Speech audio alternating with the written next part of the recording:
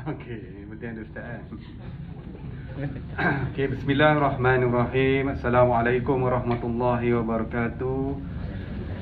Saya ucapkan kepada semua yang dapat hadir pada pagi yang mulia ini, pada pagi hari Jumaat.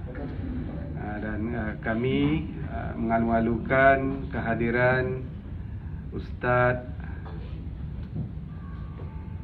Saifullah bin Nasri. Saifullah bin Nasri. Sebelum itu saya ingin mengucapkan ribuan terima kasih juga kepada pengurusan tertinggi yang telah membenarkan pihak kelab sukan dan kebajikan ibu pejabat menggunakan masa sebahagian dari masa ini untuk acara ceramah pada pagi ini. Dan saya juga ingin mengucapkan terima kasih kepada tuan-tuan dan puan-puan, rakan-rakan sekalian yang dapat hadir bagi acara ceramah pada pagi ini. Dan ceramah ini untuk makluman Ustaz dihadiri sekarang ni oleh ada Cik Rosli, Cik Tuan Rosli, pengarah pengurusan maklumat, timbalan-timbalan pengarah, pegawai dan juga kekitangan yang lain lah. Dan ceramah ini juga turut dihadiri oleh rakan-rakan. Jangan boleh nampak ke kalau ni sekarang? Kalau tak nampak ni? Orang saya nampak. Ya? Orang saya nampak. Okey, turut dihadiri oleh rakan-rakan daripada JMG ini juga. Dan tadi kami ada share juga dengan pejabat JMG negeri kalau dia orang ada berminat nak join lah. Jadi untuk makluman tuan-tuan dan puan sekalian, pada pagi ini tajuk ceramah yang telah kita minta Ustaz sampaikan bertajuk Mahabbah Cinta Rasul.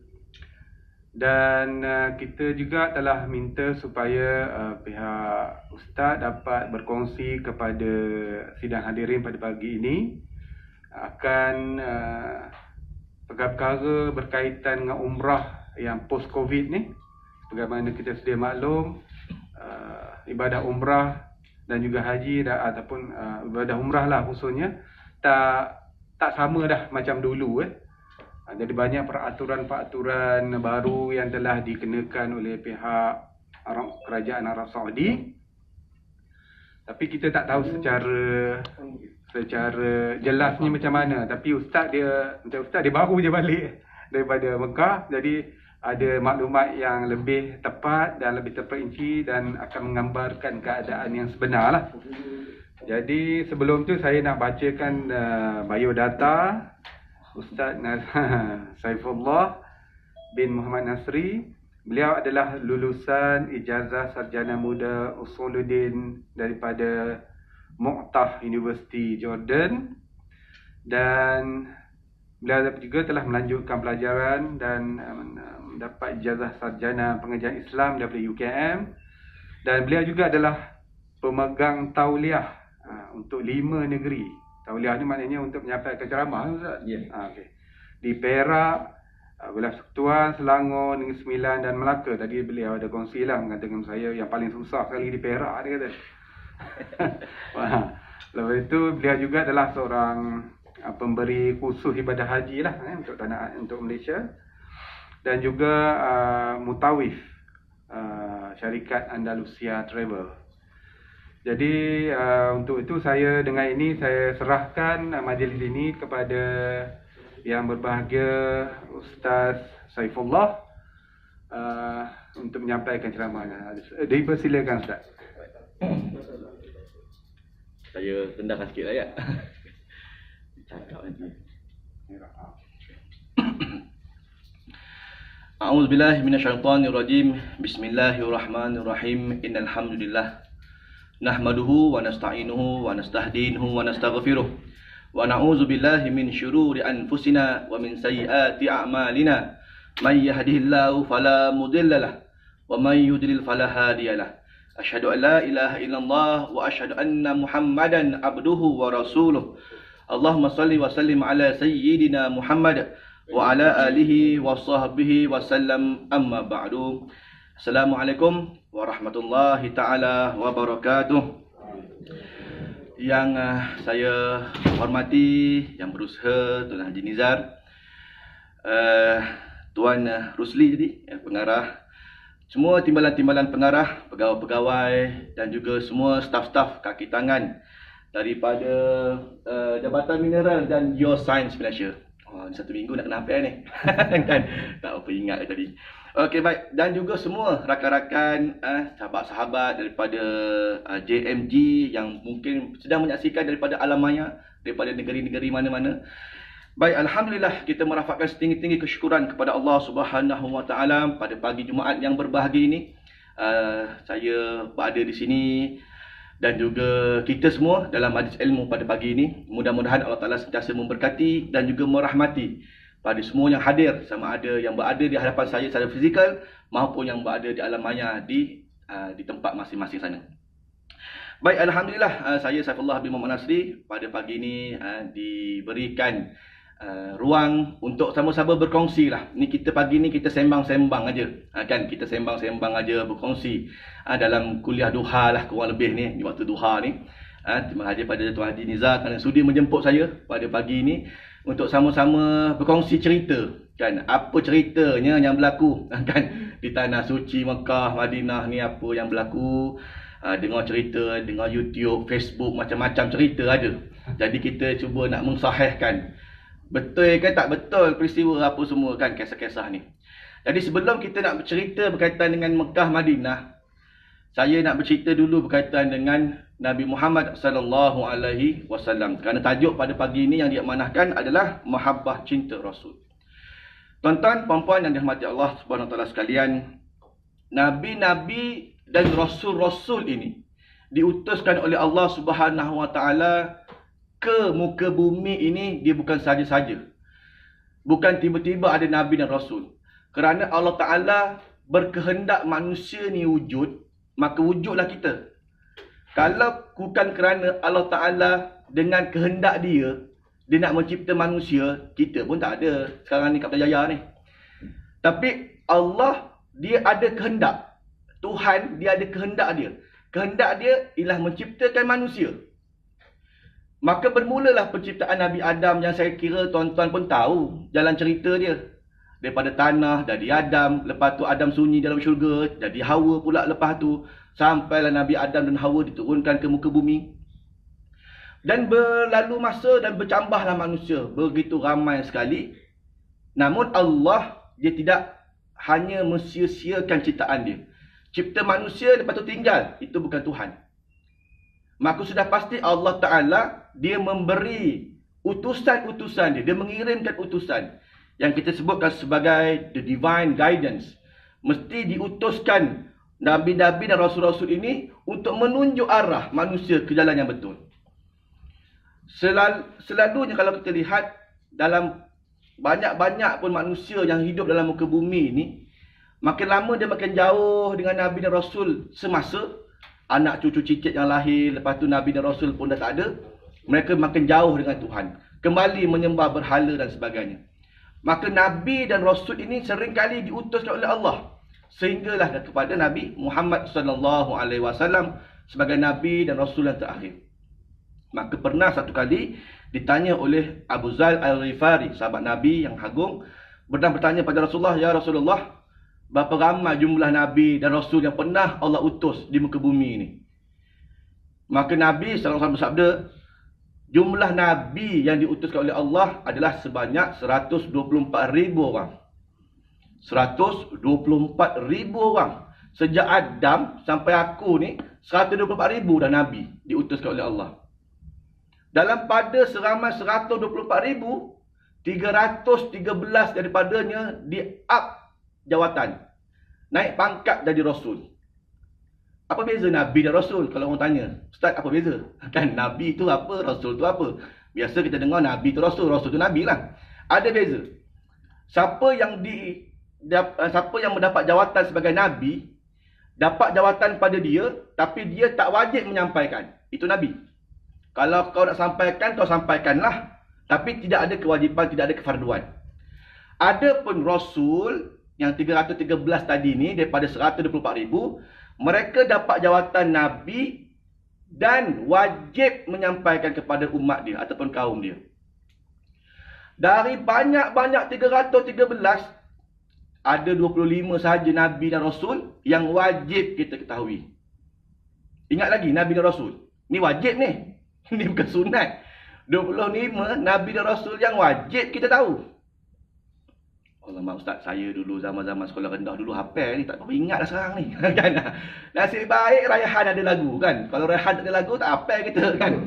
Macam mana Raihan punya lagu? As-salatu alan nabi wassalamu alar rasul wal anbiya'il mursalin kulluhum mukramun. Selawat ke atas Nabi, sejahtera ke atas Rasul, Nabi-Nabi yang diutuskan, mereka semua adalah mulia. Mula. Adam, Idris, Nuh, Hud, Saleh. Sampai habis lah. Kan? Ini macam ceramah sampai petang tak habis ni. Kan? Tapi sajalah nak bagi ceria kan. Mana kata sampai Nabi Muhammad SAW. Raihan buat lagu. Bukan kata kita je hafal, cucu kita pun dah hafal dah. Kan? Lagu Raihan ni. Jadi oleh demikian, 25 Nabi dan Rasul wajib kita ketahui. Daripada 25 Nabi dan Rasul yang wajib kita ketahui, yang mendapat pangkat ulul azmi, ini dapat jawatan khusus oleh Tuhan. 5 orang aja. Iaitulah Nabi-Nabi dan Rasul-Rasul yang besar betul ujian mereka. Antaranya Nabi Nuh AS, besar ujian. Nabi Nuh AS, berapa umur dia? Allah rakamkan dalam Al-Quran, umur Nabi Nuh alfu sanah illa khamsina amah. Umur Nabi Nuh 1000 melainkan 50. Bermakna 950 tahun. Tu bahasa Tuhan tu. Tu bahasa Al-Quran tu. Al-Quran tak kata umur Nabi Nuh 950, tak. Allah kata apa? Umur dia 1000 tahun melainkan 50 tahun. Bermakna kita kena tolak sendiri. Kalau tak belajar penolakan tak tahu ni berapa umur dia kan. Maka umur dia 950 tahun. Solid. Tak ada siapa yang boleh dakwa-dakwi umur Nabi Nuh. Nabi-nabi lain mungkin 1000, 1000 setengah tak tahu. Tapi umur Nabi Nuh confirm 950 tahun. 950 tahun yang ikut dia 83 orang je. 950 tahun. Kalau tuan-tuan lah ada umur panjang, apa tuan nak buat? Kan? Umur Nabi-Nabi dulu, umat-umat terdahulu panjang umur. Panjang betul umur. 950 itu baru Nabi Nuh. Belum anak. Kalau dia 950, takkan anak dia 50 tahun. Mana maunya kan. Anak dia kurang-kurang mungkin 700. Kan? Cucu dia mungkin 600, 500. Umur ratus-ratus ribu-ribu umat-umat terdahulu je. Alhamdulillah kita hari ni tak ada umur macam Nabi-Nabi terdahulu. Nabi Adam 1000 tahun. Nabi Nuh 950. Nabi Syuaib 3000 tahun. Nabi Syuaib umurnya 3000 tahun. Alhamdulillah kita hari ni tak ada orang yang umur 3000 tahun. Kalau orang hari ni ada umur 3000 tahun, kerajaan pening kepala. Nak bayar pencen sampai bila? 55, 56 pencen, 3000 kan. Bukan kerajaan pening, cucu pun pening. Tengok atuk aku tak mati-mati orang tua ni kan. Mana kata tak ada umur panjang-panjang lah sekarang ni. Sebab apa? Doa Nabi. Nabi kita doa supaya umat dia tak panjang umur. Contoh kalau pergi Madinah, on the way nak keluar daripada Madinah, nak pergi ke Quba, belah kiri ada satu masjid. Nama masjid tu Masjid Ijabah. Di situ Nabi doa dengan 3 doa, 2 dikabulkan, 1 tak dikabulkan. Nabi doa yang pertama, umat aku jangan umur panjang-panjang sangat. Panjang umur, panjang angan-angan. Kita yang umur 50-60 kurang lebih je, atuk kita mungkin umur 80-90 lepas tu meninggal dunia. Banyak tak angan-angan? Banyak angan-angan. Nak beli rumah besar, nak kereta besar, nak bini besar, semua besar. Gaji besar belaka, semua nak besar-besar belaka. Ceritanya panjang angan-angan. Bayangkan kalau umur 1000 tahun. Lagi panjang angan-angan kita. Sebab manusia menyangka, aku tak apa. Atuk aku pun 1000 tahun, aku kurang lebih 900 lebih. Kan? Dia menyangka begitu, maka panjang lagi umur. Panjang lagi angan-angan dia. Tapi Nabi doa, umur aku jangan panjang umur. Kan? Yang kedua sekali, Nabi doa, umat aku dosa tara mana teruk pun dibuat, jangan pupuskan mereka. Tangguhlah dulu azab itu ke alam akhirat nanti. Sebab tu orang hari ni, lagi teruk pelaksanaan dia punya maksiat daripada Tuhan, ada Allah hapuskan kita. Tenggelam habis Putrajaya ni. Sebab apa? Sebab semua terlibat dengan LGBT ke apa semua, na'udzubillah. Tapi cerita dia tak ada begitu. Tak macam umat Nabi Lut. LGBT je, datang malaikat dua malaikat, terbalik terus jadi maklum mati sekarang ni kat Jordan. Tapi doa Nabi tu dikabulkan, ditangguhkan azab sampailah ke hari kiamat nanti. Yang ketiga, umat aku minta janganlah berpecah belah. Ini doa tak dikabulkan. Sebab tu hari ni macam-macam wujud kan. Parti A, parti B dan sebagainya. Kita Malaysia pun dah pening. Belum luar negara lagi. Belum kisah Ahli Sunnah wal Jamaah, Syiah, Khawarij dan sebagainya. Tapi cerita dia umat aku memang berpecah belah sekarang ni. Okey, baik. Dalam banyak-banyak 5 orang yang diutus oleh Nabi tadi, Nabi Nuh dapat ulul azmi, Nabi Ibrahim AS ulul azmi, Nabi Musa AS ulul azmi, Nabi Isa AS ulul azmi, dan yang kelima Nabi kita, Nabi Muhammad SAW. Dan daripada 5 orang ulul azmi, satu orang yang paling yang mendapat pangkat Al-Mustafa Mukhtar, penghulu ketua kepada segala Nabi dan Rasul, itulah Nabi kita Muhammad SAW. Walaupun Nabi kita adalah Nabi dan Rasul yang paling bongsu, tapi dia menjadi ketua, hero sekali daripada banyak-banyak Nabi dan Rasul yang pernah diutuskan. Itu sebablah Nabi kata apa? Dalam riwayat Imam Bukhari, Nabi kita kan baca dalam doa kan, lepas azan. Habis azan kita baca doa. Allahumma rabb hadhihi da'wati tammah wassalatil qa'imah ati Muhammadan wasilata wal fadilah wasyarafa wad darajatal aliyatar rafi'ah wa ba'athhum maqaman mahmudan alladhi wa'adah. Ini doa lepas azan, jangan lupa baca. Sebab kata Nabi dalam Sahih Bukhari, siapa yang baca doa lepas azan, wajib atas dia syafaat aku, kata Nabi. Kita dengar azan handphone ke, dengar azan radio ke, dengar azan kat luar masjid sebelah tu ke, dengar azan habis baca doa. Setidak-tidaknya kita ada jaminan syafaat oleh Nabi besok di akhirat. Siapa boleh jamin kita dalam dewan ni semua ahli syurga? Tak ada jaminan kan? Tak ada jaminan. Hatta saya kat depan tak ada jaminan kan?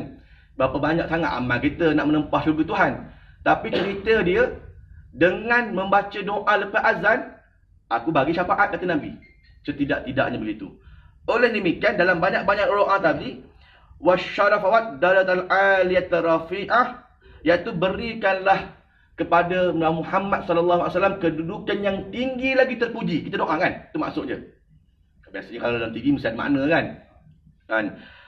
Ya Allah, Tuhan yang mensyariatkan seruan azan dan sembahyang yang akan didirikan, kurniakanlah kepada Nabi Muhammad SAW kedudukan yang tinggi dan terpuji. Kita doa. Bermakna doa ni untuk aku, kata Rasulullah. Kau jangan lupa lepas azan doa untuk aku, kata Nabi. Sebab aku akan bagi syafaat siapa yang doa untuk aku ni. Kenapa Nabi minta didoakan supaya mendapat kedudukan tinggi dan terpuji ni? Apa sebab? Maka ulama telah menyatakan yang pertama sekali, supaya Nabi boleh bagi syafaat. Besok di akhirat, di padang mahsyar, manusia yang dapat red carpet masuk syurga memang banyak. Ahli syuhada kan, yang mati syahid, dapat red carpet, tak payah tunggu lama-lama pada mahsyar, terus masuk syurga gitu. Tapi ada manusia yang akan menjalani yang dikatakan sebagai hisab. Amal baik, amal buruk daripada lahir sampai mati, semua akan dihisab oleh Tuhan satu persatu.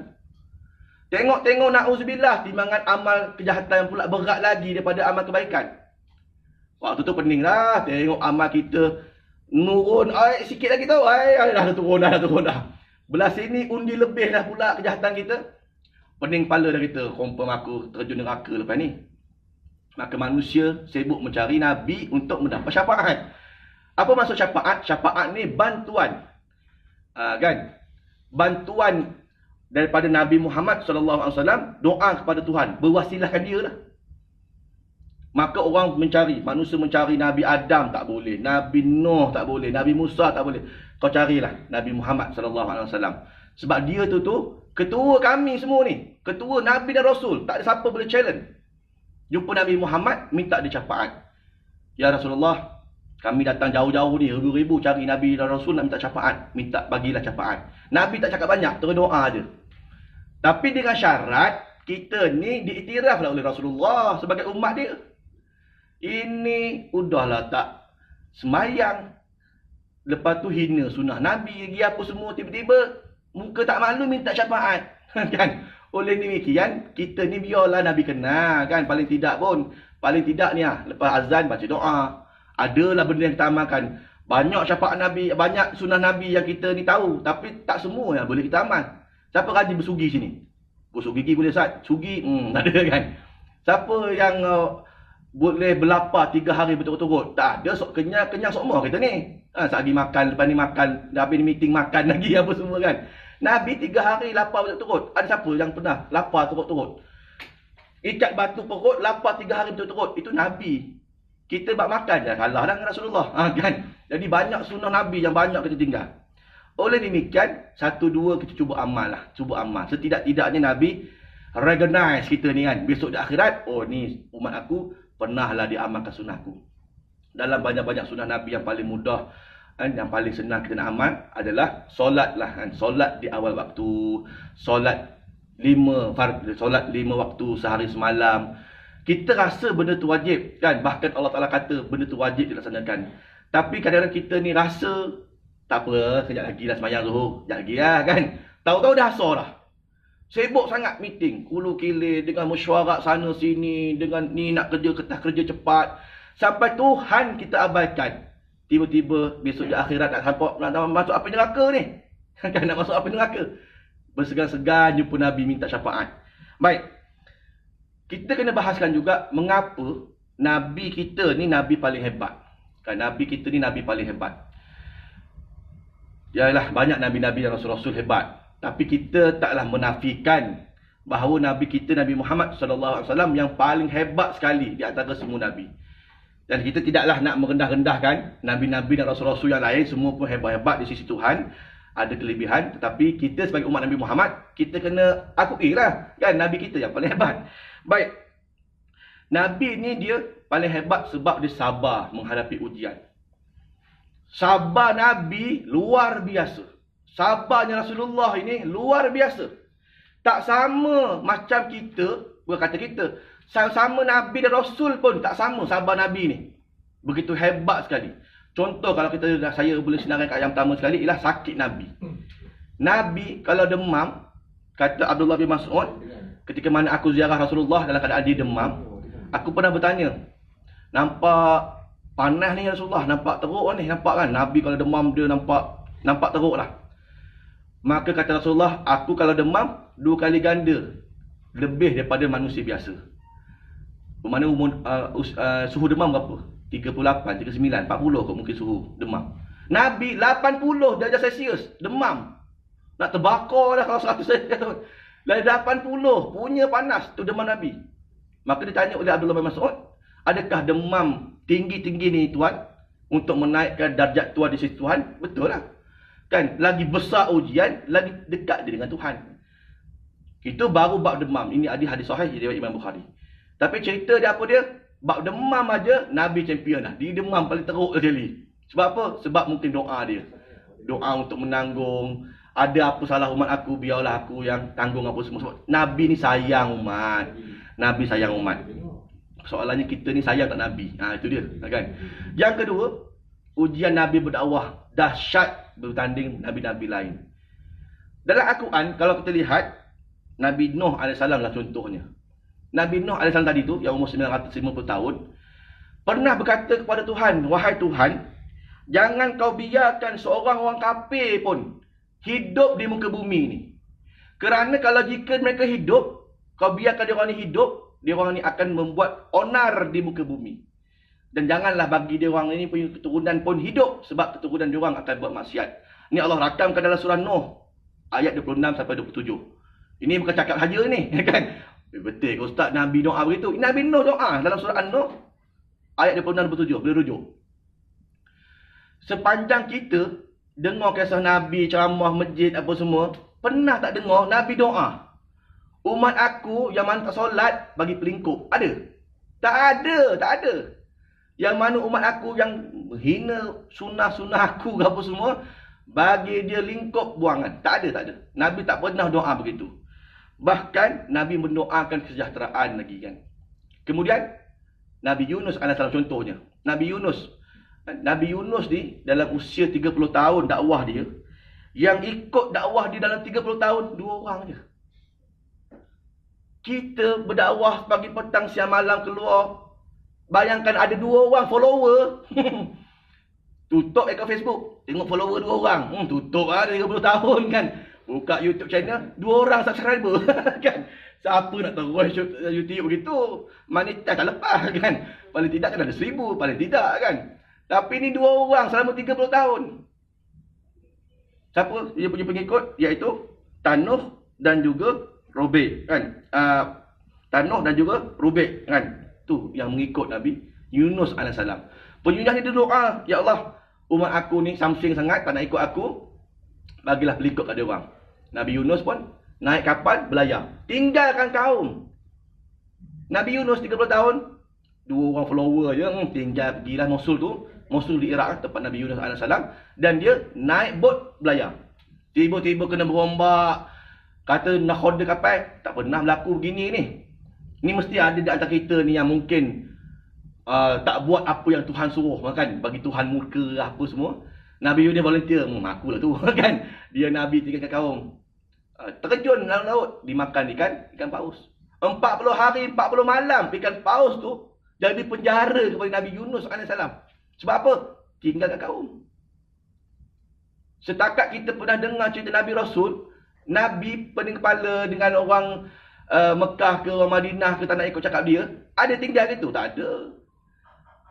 Habis saat yang Nabi pergi hijrah tinggalkan Mekah, bukan, itu Nabi hijrah daripada Mekah ke Madinah atas arahan Tuhan. Sebab Nabi bila nak pergi hijrah tu, Nabi diri kan dekat satu bukit. Nabi tengok balik Mekah, Nabi kata apa? Aku ni sayang Mekah ni lebih daripada tempat-tempat lain. Sebab aku beranak sini, lahir sini, tempat tumpah darah. Bukan oleh kerana, kalau tidak kerana kaum aku sendiri yang menghala aku keluar, aku tak akan tinggalkan kau wahai Mekah, kata Nabi. Jadi bukan Nabi sengaja nak tinggalkan kaum dia kat Mekah, lepas tu lari pergi Madinah, no. Tapi Nabi pergi Madinah atas arahan Tuhan dan atas ancaman bunuh. Kalau orang baling tai, orang baling batu, relax lagi, Nabi tak ada masalah. Tapi bila ancaman bunuh, yes. Kan. Kalau orang bunuh Rasulullah, macam mana Islam nak berkembang lepas tu? So ini leader ni, Nabi ni leader. Leader mati api anak buah kan. Maka Nabi diperintahkan oleh Allah hijrah pergi Madinah, tubuhkan satu gagasan Islam yang hebat. Lepas tu kalau nak take over Mekah, ambil kemudian. Tapi cerita dia Nabi bukan lari, no kan. Nabi diarahkan oleh Allah kerana diancam bunuh oleh kaum dia sendiri. Baik, kemudian kalau kita lihat lagi kisah Nabi Musa AS. Dan kisah Nabi Musa AS, Nabi Musa ni, kalau kita tengok sejarah Nabi Musa ni panjang. Dalam Quran pun banyak kisah Nabi Musa, Fir'aun ni banyak sangat. Antara jasa yang paling besar Nabi Musa kepada kita apa dia? Semayang pun lah. Kan? Kalau tidak kerana Nabi Musa suruh Nabi Muhammad pergi minta kurang 50 waktu semayang kita ni, tak ada mesyuarat dah kan. Tak kerja dah dekat mineral ni kan. Duduk semua jadi ahli masjid kan. Lepas 5 minit semayang, bila nak buat kerjanya? Nasib baik Nabi Musa, Nabi Muhammad turun, wahai Muhammad, apa yang Allah bagi? Kan. Sebab turun daripada Tuhan, takkanlah tak dapat apa-apa kan, hadiah something. Dapat, apa dia? Perintah solat 50 waktu. Berapa? 50 kan. Kau pergi naik balik, minta diskaun. Kan kata Nabi Musa. Boleh ke minta diskaun? Apa pula dia Tuhan? Dia boleh ajar kan. Allah Tuhan, dia boleh ajar, tak ada masalah. Nabi naik. Jadi 45, turun. Berapa? 45. Naik balik, kata Nabi Musa. Umat aku yang besar-besar daripada umat kamu cuma kecil-kecil, kata kan. Umat aku besar-besar, kurang 50 waktu. Tak boleh semayang dah ada orang. Semua semayang, delay, kata dia kan. Ini kan pula umat akhir zaman apa semua. Di era kau tak ada besok, bagaimana kita kan? Minta diskaun 45, 40, 35, 30, sampailah 5 waktu. Kita pun Nabi Musa kata apa? Berapa baki? 5. Minta lagi kan? Minta kurang. Tapi Nabi kata apa? Aku segar dengan Tuhan. 5 pun okey lah, 5 kan. Kalau kita, Allah kenapa Nabi Muhammad tak pergi naik lah pula? Kan? Mintalah kurang lagi. Setidaknya satu kali semayang setahun sudah lah kan? Setahun sekali je semayang. Itu pun semayang raya je. Semayang raya, Haji Fitri je. Ada dahab tak payah kan. Tapi cerita dia kalau semayang sekali setahun, habis pakat kita ni semua lupa Tuhan lah kan. Yang tara 5 kali sehari pun lupa Tuhan lah kan. Berkaraoke panjang. Ini kan pula kalau sekali setahun semayang. Okey, baik. Jadi itu jasa Nabi Musa. Tapi Nabi Musa dalam Quran Allah rekodkan ketika mana dia bermunajat di Bukit Tursina kan. Dia bermunajat di Bukit Tursina dan dapatkan kitab Taurat. Dia turun-turun kaum Bani Israel yang ditinggalkan kejap kepada Nabi Harun AS. Semua bengong balik kan. Asalnya sembah Tuhan, sembah Allah. Dia pergi naik kejap bermunajat, turun balik. Semua kaum Bani Israel dah sembah patung batu dah, sembah lembu. Kan kalau tuan-tuan pergi ke Semenanjung Sinai, ni Mesir, Tersuan Suez, Sinai, Aqabah, Jordan. Kan? Ni Semenanjung Sinai. Semenanjung Sinai ni banyaklah negara rebut. Mesir nak, Israel pun nak, Jordan dulu pun pernah perang, nak juga. Tapi last kali dapat pada Mesir. Semenanjung Sinai ni melihat kisah Nabi Musa AS ni menimpas 1001 sejarah. Antaranya Bukit Sinai ni berada di Sinai lah. Berada betul-betul di hujung semenanjung bahagian selatan Sinai. Waktu saya pergi Mesir dulu, naik gunung Tursina daripada bawah, naik atas puncak 13 checkpoint. Kurang lebih kalau naik 4 ke 5 jam naik. Tapi nak naik tu kalau boleh malam, sebab naik siang naik siang panas lah. Sana bukannya ada macam kita, hijau, pokok menghijau apa semua, tak ada. Sana batu bata, betul batu pasir je. Naik siang terbakar kan. Naik pagi 2 pagi, 3 pagi naik. Siapa yang cepat boleh nampak sunrise daripada puncak tu. Memang cantik. So kita pun naiklah pukul 2 pagi. Bersaing ni dengan geng-geng Jepun datang. Dia orang Kristian, bagi dia orang Gunung Tursina tu tempat mulia bagi dia orang juga. Sebab Nabi Musa yang kan Nabi kita je. Nabi Musa, Nabi Yahudi pun iktiraf Nabi itu Nabi dia. Kristian pun iktiraf tu Nabi dia. Moses kan dalam Bible ada sebut. Maka ramai naik. Islam ada, Kristian ada. Masing-masing naik, pegang tongkat, pakai topi, jalan. Naik kan. Tapi tengok geng-geng yang Jepun, geng-geng Cina. Waktu itulah tahun 2012 dulu. Waktu saya belajar dulu. Bersaing dengan diorang ni. Naik ada 13 checkpoint. Unta naik, kedai pun naik, semua naik kan. Sebab bawa barang-barang apa semua naik. Yang paling dahsyat checkpoint yang ke 10 sampai 13. Batu tu, besar-besar ini batu meja ni lah. Naik melangkah satu batu, satu batu, satu batu. Bayangkan di era Nabi Musa, tak ada tangga-tangga apa semua ni. Di situlah Nabi Musa menerima wahyu daripada Taurat tadi ni. Daripada Allah Ta'ala, kitab Taurat. Selama kurang lebih 40 hari, Nabi Musa delay turun. 1 hari delay turun. Dia orang kata, Musa dah tinggalkan kita. Lalas dia orang buat satu batu, patung lembu dan sembah. Patung lembu tu ada kat bawah tu lagi. Sampai sekarang ada lagi. Bentuk patung batu, hidung, mata semua ada. Dikatakan, wallahualam lah. Tapi dikatakan sebab dalam banyak-banyak batu, patung itu aja yang nampak macam bentuk lembu. Inilah yang dikatakan orang-orang Mesir. Inilah dia patung lembu yang dibuat oleh Musa Samiri. Musa juga yang buat patung tu, namanya Musa Samiri. Okay, baik. Nabi Musa bila turun tengok kaum dia semua dah kafir balik. Yang dia cari siapa? Nabi Harun lah. Sebab dia amanahkan Nabi Harun kan. Kau ni betul lah kan, saudara aku ni. Tak kerti jaga kaum ke apa kan. Dia tarik janggut Nabi Harun. Allah rakamkan dalam Quran kan. Allah rakamkan dalam Quran. Wahai saudaraku, jangan kau tarik janggut aku. Jangan kau tunjai kepala aku kan. Sakitlah kata Nabi Harun. Allah rakam dalam Quran. Nabi Musa marah. Kalau kita lihat kisah yang ada dalam sejarah Islam lah. Contoh, kita nak kaitkan dengan Nabi Musa. Islam di Madinah begitu cemerlang sekali.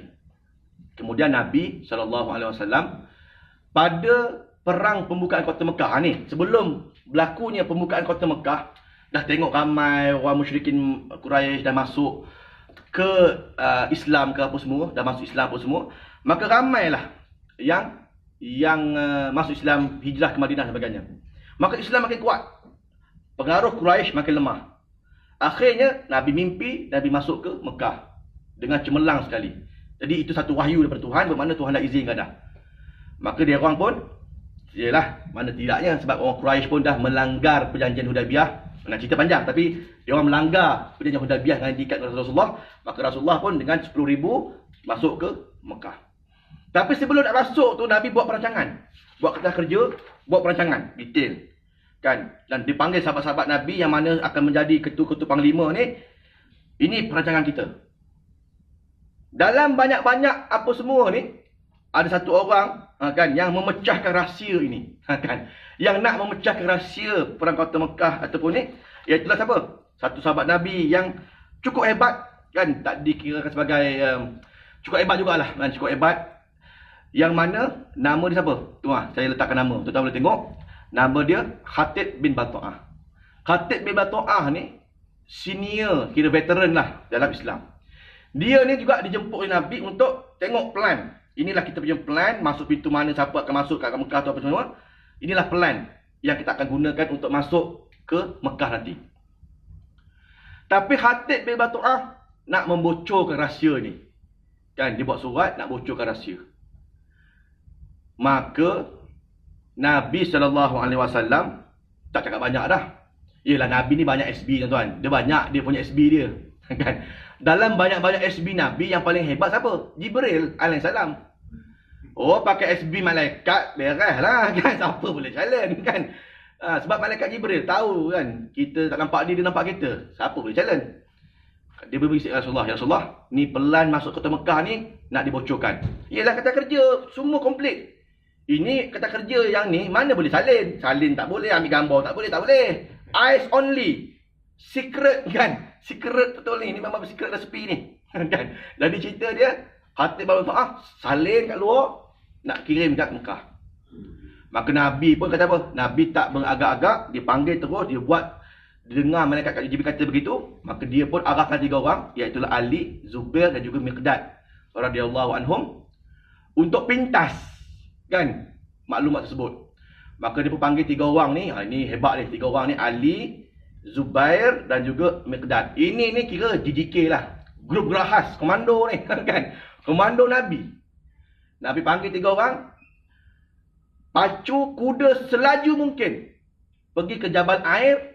Di situ ada satu tempat yang namanya Raudatul Khah, satu tempat di Jabal Air, sepadan Madinah keluar Madinah. Pacu laju secepat mungkin, pintas maklumat tu. Kau cari satu orang perempuan, pada perempuan tu ada satu kertas. Ambil kertas tu bawa balik. 3 orang ni dengar saja Nabi kata pintas gitu, beres, pom pergi. Kan? Tak ada kata dah. Perempuan tu pakai tudung apa, warna apa, kat mana dia duduk, kuda dia macam mana, kan? Tak ada. Ini komando sejati ni. Cari satu perempuan, pada perempuan tu ada kertas, ambil kertas tu bawa balik tu. Pam, pergi terus. Sampai ke sepadan, tengok ada satu perempuan mencurigakan, kan? Dia pun ya, Kak, Ali kata kan, Kak, Ainal khitab, kan? Mana kertas? Kertas apa? Mana ada kertas? Kata dia, kan. Bohong lah. Tak ada kertas pada aku. Kata Ali apa? Ni komando. Ali cakap banyak. Dak khitabi. Bagi aku kertas ni sekarang. Atau aku bogirkan kau sekarang. Itu je kata Ali. Bagi kata 2 je. Kau nak bagi aku kertas ke? Aku nak telanjangkan kau sekarang. Oh, boleh. Ada. Kan? Dia perempuan kan. Dengar bogir kan. Takut lah, kan. Kena telanjang, lepas tu naik kuda, letakkan pada pasir, beraya Arab Badui tu tadi. Jadi cerita dia, maknanya kata, dengar gitu je, boleh, bagi terus surat. Ali pun ambil surat tu, tak buka, tak apa. Balik, jumpa Nabi, bagi balik kat Nabi. Kan, kalau kita, nak tengok sikit apa benda ya. Apa benda lah. Itu kita pula kan, tapi ni amanah. Nabi kata, ambil, bawa bagi aku. Dia pun ambil kertas tu, bawa jumpa Nabi kat Madinah. Ya Rasulullah, ini kertas dia. Nabi pun buka, tengok detail. Kan, sebiji macam apa yang dipelan dalam blueprint nak masuk ke Mekah tu nanti. Nah, Nabi pun buat mesyuarat, panggil lagi sahabat-sahabat yang agung. Kita ni ada masalah, kita punya perancangan nak dibocorkan. Siapa nak bocor Rasulullah? Ni Khatib bin Batu'ah. Umar tepuk meja terus, bangun, kan. Ya Rasulullah, arahkan aku sekarang, aku boleh bawa kepala di sekarang menghadap kamu. Wah, Umar nak mancung kerja dia. Kan, kalau kau arahkan sekarang, aku akan pancung kepala Khatib bin Batu'ah, aku akan bawa persembahkan depan kamu ya Rasulullah. Nabi kata apa? Sabar. Ni Nabi ni sabar tinggi ni. Walaupun perkhianatan ini berlaku, tapi Nabi bahasa sabar. Apa sebab? Sebab Khatib bin Batu'ah ni dia adalah ahli Badar. Dia ahli veteran perang Badar.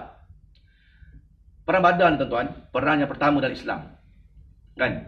Banyak perang kecil-kecil, tapi perang Badar ni yang paling besar sekali. Dan mula-mula terlibat dalam Islam, perang Badar. Dalam perang Badar yang terlibat ni, Islam tidak ada persiapan. Tiba-tiba Quraisy nak main serang aja.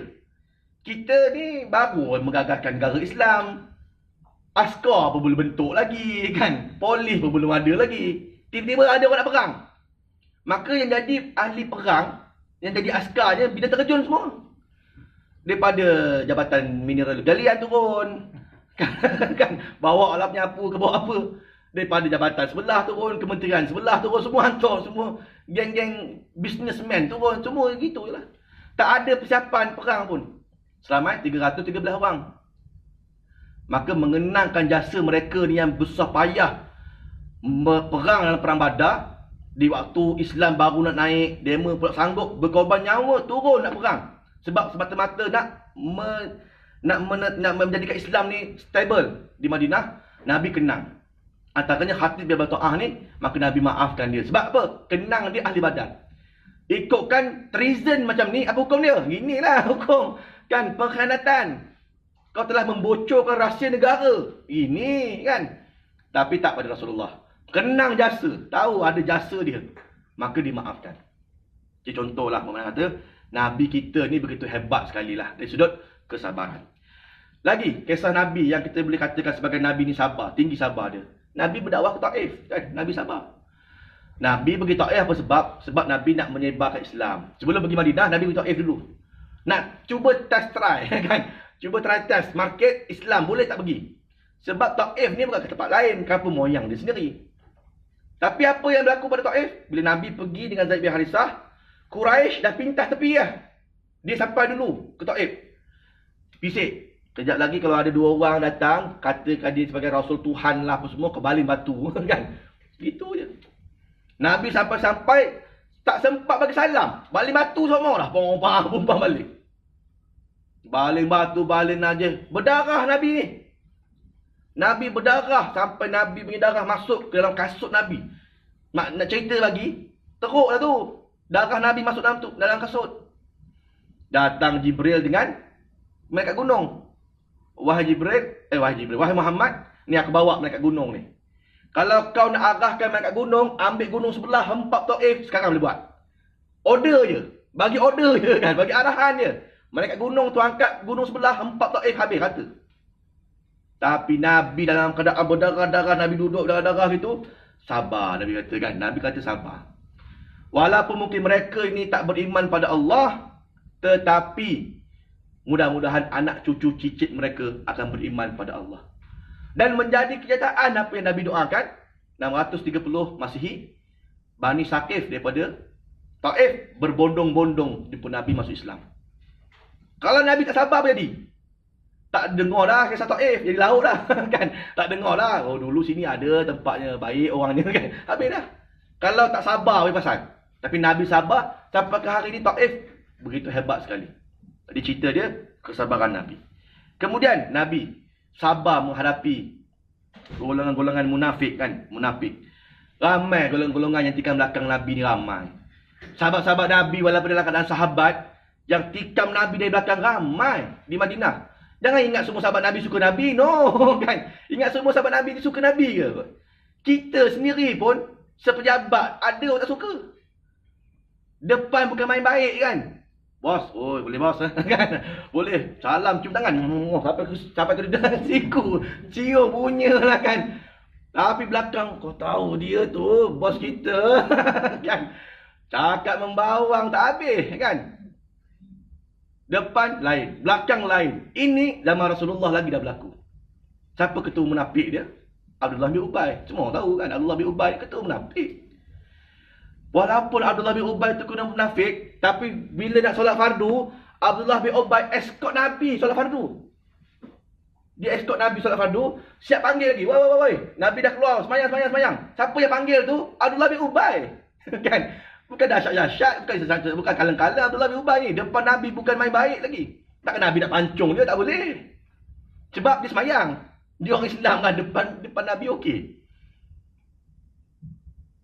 Yang menjadi setiausaha sulit, setiausaha kanan Abdullah bin Ubay, iaitu namanya Abi Rabi' kan. Abi Rabi' ni dia adalah setiausaha kanan kepada Abdullah bin Ubay. Tapi walaupun begitu mereka berdua diteruk, anak mereka syahid dan juga mati dalam Islam. Abdullah bin Ubay syahid dalam perang Yamamah.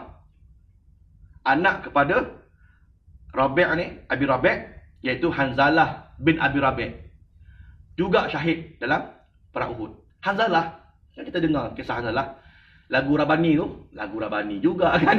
Bagus kita orang Malaysia ni banyak buat lagu sahabat-sahabat sampai kita pun ingat kan. Hanzalah pergi ke medan jihad, bertempur dengan penuh semangat. Itu lagu tu. Sehingga dia syahid akhirnya, turunlah malaikat ke bumi, mandikan jasadnya simpati, diarak rohnya ke Firdausi. Itu lagu Rabani. Nanti tuan-tuan boleh Google lagu Hanzalah, tajuk Rabani tu kan. Hanzalah ni apa kisah dia? Dia baru kahwin malam pertama. Esok pagi semboyan perang berbunyi. Dia lupa dia kahwin. Dia lompat katil, terus pakai baju perang, terus pergi perang je. Dia lupa kan. Selama bujang aja lupa kan. Pergi medan perang. Pergi perang syahid. Maka dalam banyak-banyak jenazah tu, Nabi tanya mana Hanzalah? Itu dia kan. Tengok Hanzalah syahid. Nabi tengok Hanzalah syahid, Nabi buat 2 reaksi. Nabi buat 3 reaksi. Nabi tengok, Nabi sedih. Sedih lah. Sebab apa? Sebab baru nikah ni kan, pengantin baru. Yang kedua, Nabi senyum. Dan ketiga, Nabi berpaling. Ada sahabat Nabi tengok reaksi muka Nabi tu. Apa yang Nabi tiba-tiba sedih, lepas tu senyum, lepas tu berpaling. Sebab Nabi sedih, kata sedih lah. Sedih ni Nabi pun sedih. Tapi bukannya meratap, lain. Kita ada kematian, ayah, mak kita yang pernah meninggal dunia, mungkin suami kita, mungkin isteri kita pernah meninggal, anak kita sekalipun. Kita sedih normal. Sedih ni normal. Di sini tak apa. Keluar air mata tak apa. Jangan di sini. Jangan tak nak. Islam haram kat situ. Haram. Di sini mengalir lah banyak mana pun, tak apa. Normal. Ini adalah rahmat kata Nabi. Kan? Maka Nabi tengok Hanzalah mengalir air mata Nabi. Sebab mengesahkan dia, mengenangkan dia baru kahwin. Yang kedua, Nabi senyum. Sebab apa? Dari syurga berebut-rebut nak angkat Hanzalah. Tu bidadari syurga. Nabi nampak. Berebut-rebut nak angkat Hanzalah. Syuhada. Dan yang ketiga, Nabi berpaling. Sebab apa? Sebab dalam pada dia orang berebut-rebut nakkan Hanzalah, berlari-lari, terselak nampak paha. Nabi berpaling kan. Nampak paha bidadari. Nabi berpaling. Jadi, ini kisah Hanzalah, anak kepada seorang munafik. Tapi Nabi tak. Walaupun Abdullah bin Ubay ni tohmah Nabi teruk-teruk, 17 ayat Quran cerita pasal kejahatan Abdullah bin Ubay. Dalam Quran 17 ayat cerita pasal kejahatan Abdullah bin Ubay. Tapi bila wafat dia apa dia? Abdullah bin Ubay, anak dia yang soleh dia ni. Jumpa Rasulullah, ya Rasulullah, bapa aku pesan, kalau dia mati minta mu tolong uruskan. Hai. Dahlah dia fitnah aku macam-macam, cakap belakang, tikam belakang apa semua. Mati mau aku uruskan lagi. Kalau kita lah kan. Tapi Nabi tak. Nabi mana? Kat sini biar aku uruskan. Oh, Nabi tuan-tuan. Ceritalah kan. Jadi ketua, anak buah membawa Melaka. Mati besok lantak itu kan. Ceritalah kan. Ataupun kawan kita, jiran kita, kawan baik kita kan. Nampak depan baik, belakang tikam kita. Kita tahu dia buat gitu. Agak-agak kita lah nak baik kat dia. Terajang pik lah gitu kan. Tapi Nabi tak. Nabi begitu baik sekali. Nabi buka jubah luar dia. Nabi sarung. Nabi hamparkan di kubur. Di bawah kubur Abdullah bin Ubay. Dan Nabi selimutkan dia dengan jubah Nabi. Bayangkanlah tuan-tuan. Punya baiknya Rasulullah. Maka itu sebab Nabi kita ni hebat. Nabi kita ni hebat. Baik. Kemudian, kalau kita lihat pula dalam sejarah, Nabi kita ni tak macam Nabi-Nabi dulu.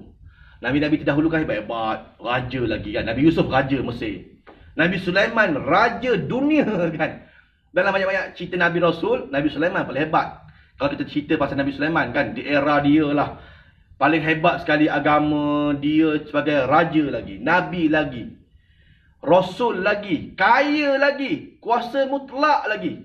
Ini 4 benda Kita cari hari ni kan. Manusia takut berperang nak dapat benda ni. Yang pertama Nabi. Hari ni orang Malaysia berapa ramai yang mengaku jadi Nabi. Begitu. Punyalah jawatan Nabi ni hebat. Orang Malaysia tak terkecuali jadi Nabi. Kan? Tapi bukan kata Nabi je, Tuhan pun ada. Tuhan Harun. Kan? Rasul Kahar. Cerita kan.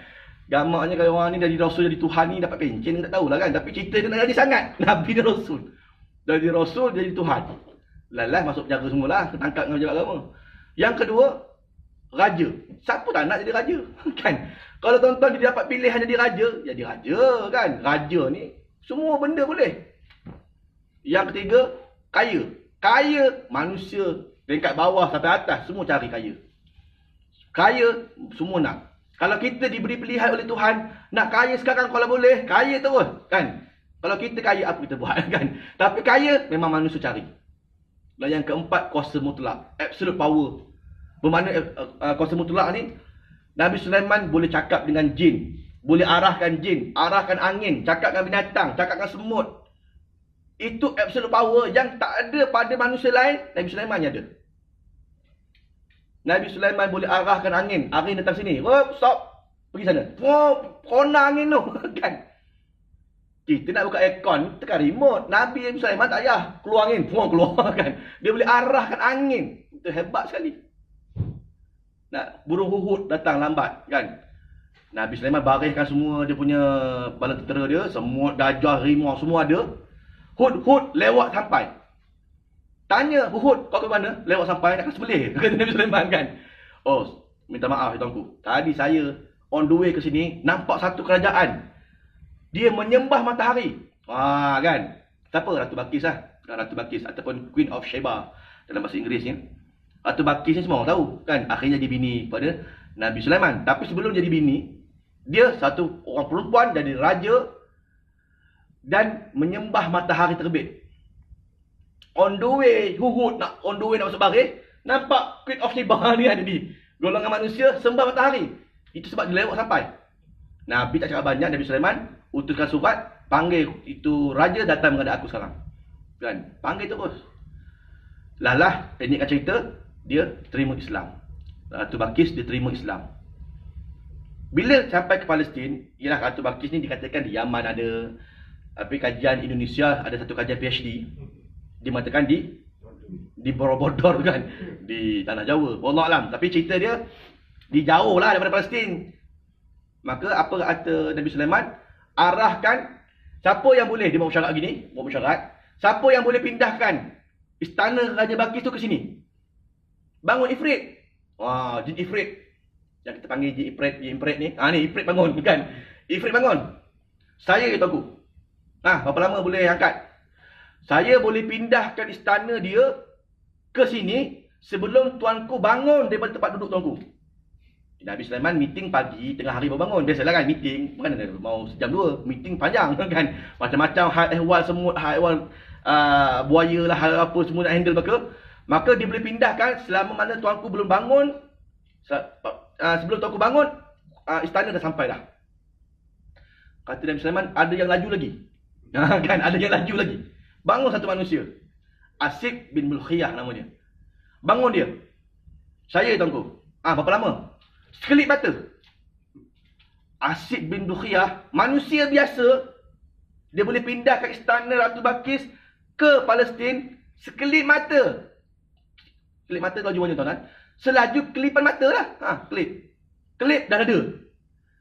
Apa amalan dia? Dia ada doa yang dia amalkan. Siapa nak doa tu boleh bawa ayam 2 ekor seorang. Doa. Kan, lepas ni kalau malas pergi masjid, angkat masjid letak sebelah rumah. Kan, cepat sikit kan pergi masjid. Cerita lah. Maksudnya ada amalan dia lah. Panjang amalan dia. Nanti kita cerita bab lain lah. Cerita Nabi Sulaiman. Tapi cerita dia nak tunjuk bagi apa dia. Manusia lagi hebat daripada jin. Kita ni pula minta tolong pada jin. Malu kita dengan jin. Okay, baik. Itu cerita je. Nabi Sulaiman apa tak ada. Kaya semua ada. Tapi dia dapat semua tu dengan apa? Dengan dia minta kepada Allah. Kan? Bukan dapat saja. Allah rakamkan doa. Minta Nabi Sulaiman di dalam surah Sad ayat 35. Apa kata dia? Wahai Tuhanku, ampunilah kesalahan aku dan kurniakanlah kepada aku kerajaan yang tiada sekutunya Dan tidak akan ada yang sesiapa pun sesudah aku yang akan dapat kerajaan sebegitu. Sesungguhnya engkaulah yang sentiasa melimpah-limpah kurnianya. Patutlah Nabi Sulaiman hebat, jadi raja, raya apa semua sebab dia minta pada Allah kan. Nabi kita tak minta ke? Nabi kita berkata minta, tanya pun tidak. Nabi Muhammad punyalah dia humble person kan. Nabi kita ni humble kan. Punya tawaduk yang Nabi kita bukan kata minta pada Tuhan. Malaikat tawarkan kekayaan, Nabi tolak. Nabi tak nak. Kita background kaya, tetapi kita milih untuk hidup sederhana, itu pilihan kita. Tapi kita kaya ni, kaya raya, tapi kita minta kita pakai biasa, normal aja kan. Tawaduk aja. Pakai baju pun butang sebelah buka aja, relax, tapi kaya raya.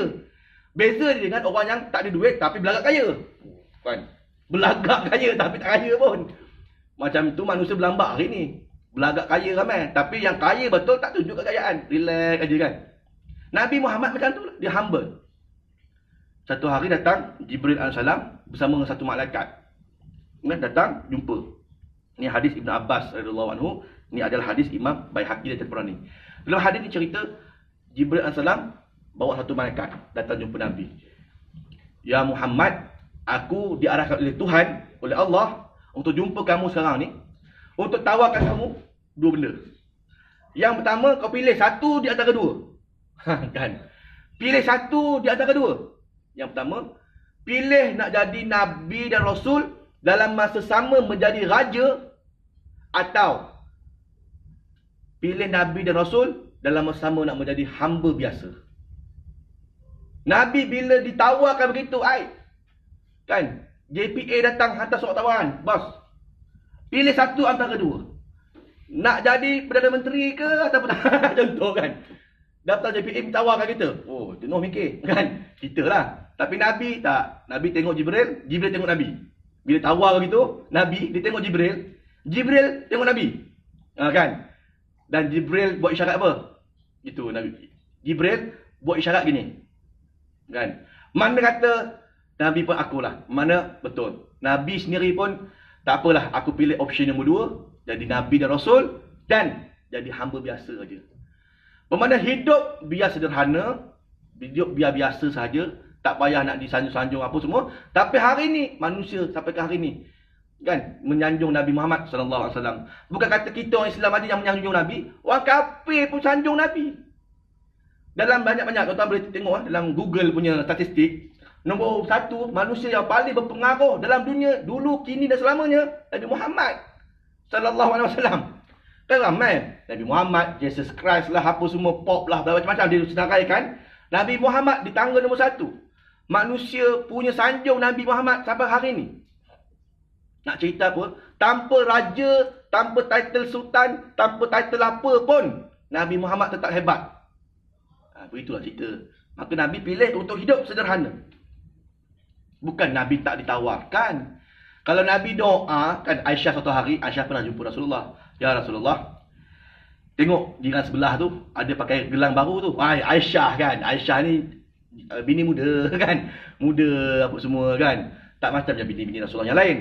Jadi Aisyah ni menyatakan hasrat lah pada suami dia kan. Tengok orang sebelah tu ada pakai emas. Kita ni dah pakai satu emas, janggut udang pun jadilah kan. Nah, dia ada menyatakan keinginan nak pakai barang kemas Aisyah. Apa-apa kata Rasulullah, Nabi tak marah, Nabi senyum aja kan. Kalau kau nak emas ya Aisyah, aku boleh doa sekarang, Bukit Uhud tu sepanjang 7 km emas belaka. Bukit Uhud tu jadi emas semua kalau aku doa sekarang ni. Tapi apalah gunanya harta dunia, kan? Yang semuanya bakal ditinggalkan. Kau nak emas sekarang ke, kau nak emas akhirat besok? Oh, jangan akhirat tak jadilah kan. Tak apa, aku pilih untuk hidup di akhirat. Sebab itulah tuan-tuan, keimanan dan juga kepahaman kita pada agama, kalau kita faham dan kita dasari pemikiran kita ni dengan hidup akhirat, dunia tak ada apanya pun. Dunia ni sanggup kita lepaskan. Tak apalah jawatan apa pun aku sekarang, ambil lah. Siapa nak ambil, ambil lah situ kan. Tak ada apanya pada aku. Kenapa? Ini semua bakal ditinggalkan. Kita lah tuan-tuan kalau mati. Agak-agak berapa lama orang ingat? Agak-agak lah. Kita ni yang tak ada apa-apa je, baru jadi siapa-siapa berita sekarang ni. Kita mati, agak-agak orang nak doakan kita dalam doa dia. Ada tak? Ada tak? Oh, dia ni bagus ni, menjadi pengarah sekian-sekian. Bagus dia ni, memang bagus. Bagus, bila mati, seminggu, 2 minggu. Lepas tu tak ada dah, naik pengarah baru, habis dah. Pengarah lama, bye-bye dah dalam kubur, kan? Tak ada pun, mula-mula mungkin baca Yasin 7 hari turut-turut, kan? Untuk arwah, sebab bagus. Tapi lepas tu, orang senyap, orang lupa dah. Jadi, apa gunanya apa yang kita ada sekarang ni, kalau kita sibuk sangat mencari dan lupakan akhirat. Maka jadikan akhirat kita punya utama. Dunia ni apa yang Allah bagi, rezeki kita, syukur aja pada Tuhan. Tapi bukannya sampai kita tikam orang, tikam belakang orang nak naik jawatan, bukan sebab kita ni sogok orang untuk naik jawatan, bukan. Kita naik atas kita berprestasi, tak apa, alhamdulillah, itu rezeki Allah bagi. Tapi bukan sebab kita khianat orang, semata-mata nak kejar harta dunia yang hanya sementara dan kita akan tinggalkan. Jadi contohilah Nabi Muhammad SAW, insan hebat. Ditawarkan menjadi Nabi, Rasul dan Raja. Tak nak. Sebab pilih hidup sederhana. Baik. Dan terakhir sekali, Nabi kita ni sayang umat. Kan? Nabi ni sayang umat. Sebab itulah dalam banyak-banyak tawaran, Allah kata dalam surah Ad-Duha kan. Wa-duha wal-laili iza saja. Ma wadda'aka rabbuka wa ma qala. Walal akhiratu khairul laka minal ula. Wala sawfa yu'tika rabbuka fatarda. Allah kata kan. Allah tawarkan kepada Rasulullah di waktu lain untuk menjadi orang yang kaya, orang yang hebat, kata Tuhan. Nabi kata apa? Aku boleh terima, kata Rasulullah. Dengan syarat umat aku satu orang pun tak ada masuk dalam api neraka. Mana boleh kan? Sebab umat kamu ni ada yang beriman, ada yang jahat, ada yang baik, ada yang nakal dan sebagainya. Yang mana nakal takkan nak sama golongan masjid, masuk red carpet, masuk syurga, mana boleh kan? Diorang ni akan masuk syurga juga, tapi kenalah celup tepung kejap dalam api neraka tu kan. Bumbang, kena goreng kejap baru masuk syurga kan? Sebab apa? Nakal. Nak dimasuk syurga sama dengan geng-geng masjid, red carpet masuk syurga, tak boleh lah begitu kan. Dia orang tu ibadah banyak, awak melalak setiap malam karaoke lagu Salim, macam mana nak masuk syurga je kan? Tak boleh. Maka akhirnya Nabi kata apa? Kalau tak ada jaminan umat aku masuk syurga, aku takkan minta jadi kaya ke apa sebut aja. Maka inilah dia ceritanya bahawa Nabi SAW amat sayang umatnya. Kita sayang kepada Nabi SAW. Apa cara kita? Banyak benda, selawat atas Rasulullah dan sebagainya. Antara yang lain yang boleh kita katakan adalah pergilah Madinah ziarah Nabi. Kan? Tanam azam, tanam impian bahawa satu hari aku akan pergi ke Madinah ziarah Rasulullah dan pergi ke Mekah untuk buat umrah ataupun haji gitu lah. Ada impian, ada impian. Sebab apa? Man zarani ba'da wafati wajabat lahu syafaati, kata Nabi. Siapa yang ziarah aku selepas aku wafat sekarang ni, dan Nabi dah wafat apa semua, wajabat lahu syafaati, wajib atas dia syafaat aku. Dapat jumpa Nabi, bagi salam depan-depan makan Rasulullah. Tak sonok ke? Sonok kan. Saya jadi mutawif sejak 8 tahun yang lalu. 8 tahun dah berkhidmat jadi mutawif. Berapa puluh kali dah terbang, pun rasa bila pula nak fly lagi ni. Kan, bila lagi nak terbang. InsyaAllah saya terbang pada 4 Januari nanti. 4 Januari, 9 Februari, 1 Mac. Ini tarikh 3 confirm. Untuk saya punya penerbangan lah. Jadi kalau tuan-tuan nak pergi umrah, boleh hubungilah insyaAllah. Kan? Okey, baik. Cerita saja bab Nabi, Madinah apa semua, maka saya nak tunjuk pada tuan-tuan berkaitan dengan umrah. Kan umrah. Sebab ni masa 2 jam ni. Tak cukup masa kita kena capat sikit kan. Gitulah. Okey, baik. Boleh buka slide untuk umrah pula. Kan? Saya tak ada cerita pasal umrah tu apa masuk umrah, definisi, tak ada. Ini bukan ceramah umrah. Tapi saya nak tunjuk pada tuan-tuan kurang lebih lah perjalanan nak menunaikan ibadah umrah sekarang. Kan? Kurang lebih nak buat umrah ni sekarang. Macam mana nak buat umrah ni? Tengok kata kena daftar. Itulah daftar ini, itulah app ini kan. Nak cerita. Okay, baik.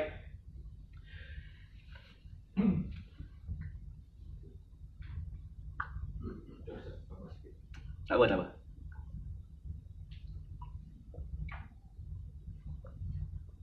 Okey, baik. Boleh? Slide aja.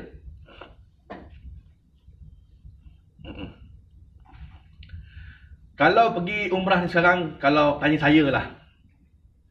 Pergi umrah ni sekarang ni, dia teratur. Dia tak macam dulu. Masjid Nabawi, Masjid Haram, dia buka open bila-bila, jemaah boleh masuk, pergi buat umrah, keluar masuk. Begitu tanpa kawalan, menyaksikan ada masa-masa terlalu ramai orang. Kita tawaf dengan keadaan sempit, sesak dan sebagainya. Tapi bila ada yang kawalan begini, ada apps, ada apa, dia jadi teratur. Jadi oleh yang demikian, pergi umrah sekarang ni antara yang terbaik lah. Kan, masa yang terbaik. Okey, baik. Walaupun terbaik, dia punya kos sikit mahal. Kan, sikit mahal lah. Sebab apa? Sebab bilik berdua apa semua tadi kan. Jadi mahal sikit. Okey, baik. Okey, kita next sekarang je.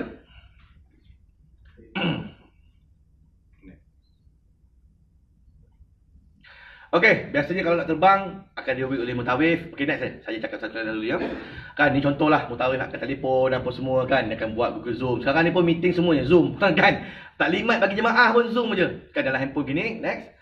Kemudian nanti mutawif akan uruskan lah dekat HQ, dibaca terus dibaca penerbangan apa semua, contoh gini lah kan, bas satu apa semua. Yang macam saja ni masuk Madinah dulu, rooming list, semua adalah list-list tuan-tuan. Kemudian semualah penerbangan, jadual apa semua akan diberikan. Next. Contoh ni adalah e-tiket untuk penerbangan tuan-tuan, masuk Madinah dulu, balik settle Jeddah dan sebagainya. Kemudian antara perkara yang paling mustahak sekarang ni yang semasa, sebab tuan-tuan kalau nak pergi umrah sekarang, perlu yang pertama sekali bagi mereka yang ada sakit kronik, yang ada sakit kronik je, yang mana normal tak payah. Yang ada sakit kronik mesti ada suratnya, fit to fly, daripada doktor lah. Yang kedua, kena semak status kita di immigration agar tidak blacklist dan sebagainya. Kemudian pastikan kita punya IC kita bawa untuk kita isi nanti home surveillance order. Balik daripada Mekah, Madinah, kuarantin 7 hari kerajaan, maka kita kena bawa IC untuk kita isi nanti form COVID-19 yang belah kanan tu. Ya. Baik, kemudian yang keempat, ubat-ubatan yang sesuai. Yang kelima, kita bawa pakaian yang sesuai. Sama sekarang ni bulan 12, satu sejuk, so bawa pakaian sesuai lah, kita tengok kat internet. Kemudian cek kat laman web akuweather.com. Kemudian print QR code lah daripada app Sejahtera ni. My Sejahtera kita ni satu dunia pakai, sebab tu kena siap aktif. Dan juga kalau pening wifi slow ke apa semua, pergi ke kita punya My Sejahtera, pergi ke download bawah tu, kena generate yang 2 barcode belah kanan tu. Yang itu kita print siap-siap, simpan jadi hard copy, simpanan kita senang. Nak bawa ke mana pun, luar negara ke mana pun, tunjuk yang itu beres. 2 dos beres, jalan. Kan? Okey, baik, seterusnya. Yang ketujuh, ni tak digunakan lah. Mana siapa yang cucuk, ada dapat kad gini aja, tak ada itiraf tolong dapatkan juga QR code yang kedua tu. Sebab berlaku pada jemaah saya, dia punya QR code tak ada dalam buka My Sejahtera dia. Buka My Sejahtera, dia tulis itu not vaccinated. Oh, macam mana ni kata kan? Not vaccinated tapi lepas dah umrah. Rupanya Pak Haji kita ni masa dia vaksin 2 dos, dia pakai handphone 3310 Nokia. Kan?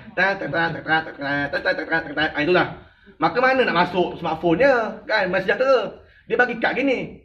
Bila pergi airport Jeddah nak balik Malaysia, orang nak tengok 2 barcode tadi. Dia bagi kad. Dia kata kad apa ni, kad vaksin 2 dos ni, dos 1, dos 2 ada tarikh. Tak terima, nak acceptable. Kan? Maka saya pening kepala masa ngaji tu. Nak uruskan dia punya My Sejahtera. Dah lah sana pukul 8 malam, sini dah pukul 2-3 pagi kan. Wah, pening kepala.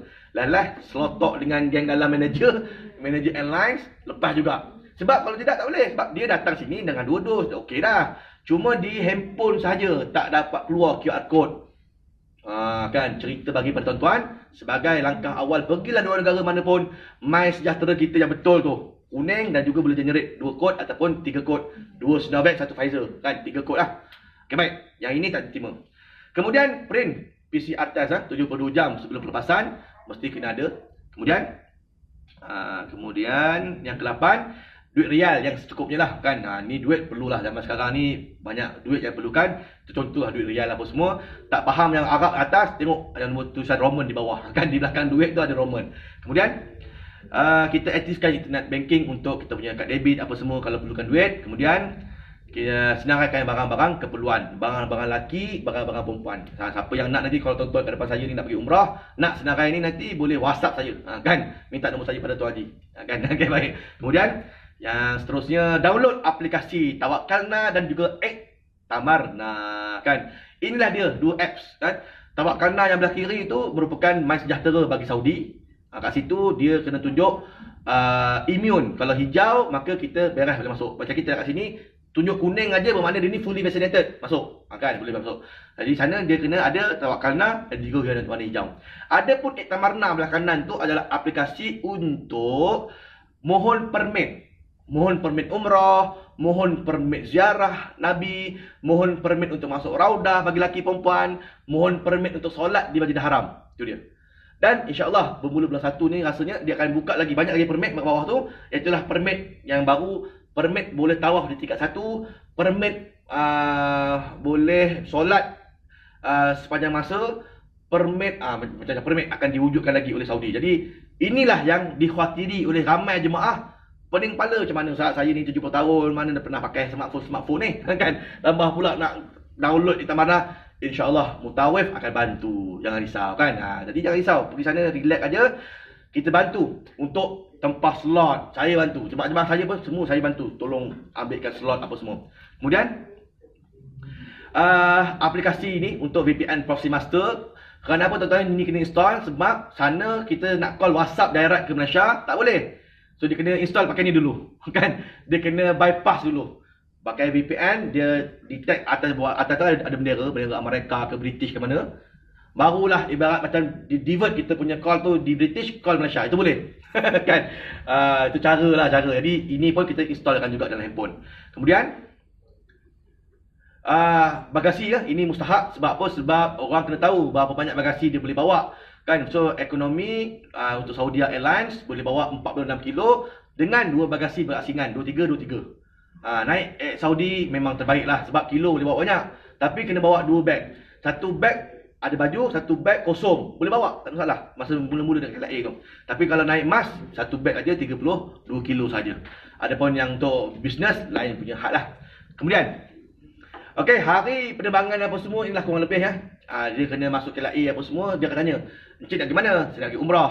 Tunjuk PCR, akan dekat kaunter nak masuk, pintu masuk KLIA tu, tunjuk PCR. Tunjuk MySejahtera yang kuning, beres boleh masuk. Kan? Kemudian kita berada di Balai Pelepasan tingkat 5, kaunter K di KLIA 1, kurang lebih lah punya pelepasan. Next. Kita beraturkan beg begitu kurang lebih, kan. Ada pegawai-pegawai kita akan bantu. Kemudian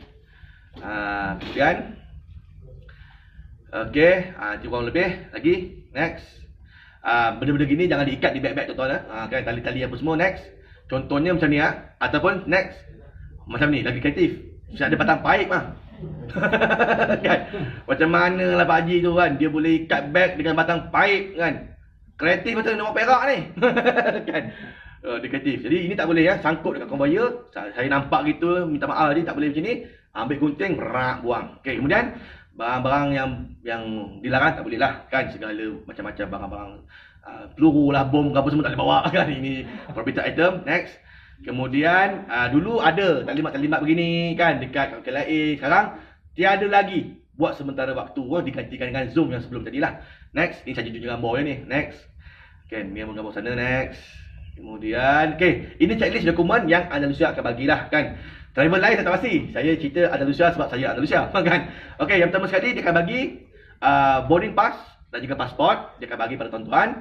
Yang ketiga, salinan pasport 4, e-visa untuk masuk ke Saudi 5. Dia akan bagi salinan untuk QR code kita tadi. Kalau kita tak print tak apa, dia boleh printkan, tetapi kita print untuk standby lah.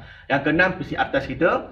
Yang ketujuh, e-mukim. E-mukim ni adalah untuk kita boleh merayau di Mekah Madinah tu. Ibarat gitulah, masuk ke sana. Dan yang ke-8 adalah buku cucuk meninggal kokol ACW 135 lah, buku cucuk umrah. Next. Ini semua akan dilipat dan dimasukkan dalam envelope tadi. Lepas tu semua jemaah akan menuju ke pintu gate apa semua, Balai Pelepasan Internasional. Next. Turun ambil sini, turun bawah. Kemudian beratur immigration apa semua. Tapi kita orang Malaysia. Next. Kita ada ni lah terminal international punya auto gate. Kemudian next, kita naik train. Next, kita boarding, kan, boarding apa semua. Next, Kita boarding, duduk di tempat masing-masing, apa semua dilayani oleh pramugari. Yang ni Saudi yang terkini ya. Yang ni gambar yang baru saya naik. Dia bagi kit, hygiene kit. Hygiene kit dalam tu ada lifebuoy, adalah mask apa semua kan. Gitulah. Okay, dia bagi salah satu. Kemudian apa semua next, terbang, makan next. Kan dah makan apa semua. Kan nak pergi umrah, banyakkan selawat atas Nabi. Kan nak pergi Madinah ni jumpa Rasulullah. Dalam pada nak bersih apa semua kan, James Bond lagi kan. Udah-udah lah James Bond tu kan. Nak pergi jumpa Rasulullah kan, nak pergi ke Mekah Madinah umrah. Udah-udah lah James Bond kan. Saja tak ambil gambar tu kan. Tengok James Bond kita ambil gambar. Kan. Allah Akbar. Okay, baik next. Nak tengok cerita, ada macam-macam cerita, ribu cerita dalam tu kan. Kartun okey lah, cerita-cerita yang membuka aurat ni kita kan. Umrah. Okey baik. Kemudian sampai airport Jeddah apa semua next. Kita landing time. Kita sampai ke airport Jeddah yang baru, pengurusan apa semua. Ada aquarium ni tuan-tuan lah. Aquarium besar betul. Dekat airport Jeddah tu. Tuan-tuan pernah pergi kan aquarium kat LCC? Saya duk bayangkan besar aquarium ni sama lah. Saya pergi baru ni kat LCC. Allah kecil punya kita punya kan. Dibandingkan dengan dia, rasanya dekat 7-8 kali ganda. Besar, nala punya besar. Tingkat 5 sampai bawah ground floor. Ada jerung, ada ikan pari semua dalam tu kan. Siapa nak berenang boleh terjun kot. Next. Kemudian habis semua, kita menuju ke Madinah Al-Munawwarah. Ini slide cerita masuk Madinah dulu. Okay, baik. Terus next. Okay, on the way ke Madinah, kita dalam bas, next. Kemudian kita banyakkan taklimat, ada salawat apa semua. Sampai di hotel di Madinah, kurang lebih, next. Sampai, rehat, tenang, sabar. Ambil kunci apa semua, kita nak masuk. Beg kecil, kita tarik sendiri. Beg besar akan diuruskan oleh bangla hotel apa semua, next. Okay, ini hotel kurang lebih lah. Ni hotel Andalusia sekarang ni, Raudah Royal Inn. Di sebelah Hilton Madinah. Tu sebelah kanan tu nampak ada hotel jauh tu. Sebelah kanan dia adalah hotel Hilton Madinah. Itu Hilton Madinah. Betul-betul di layar yang kedua je.